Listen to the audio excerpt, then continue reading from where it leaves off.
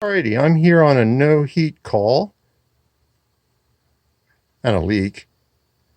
And what we've got here is an older sort of, what's it, Utica? A Columbia, an old Columbia boiler that looks like it doesn't have water in the boiler. But here's the kicker. The sight glass is completely flooded so that it looks like there's no water in the boiler.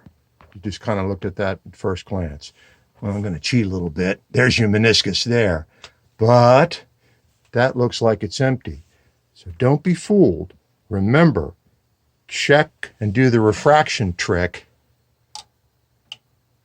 And if you see that, then that means you're flooded. Or this sight glass is clogged and tricking you into thinking it's flooded. Always have a little blowdown so you can check the water line. That's the customer. Yay! All right.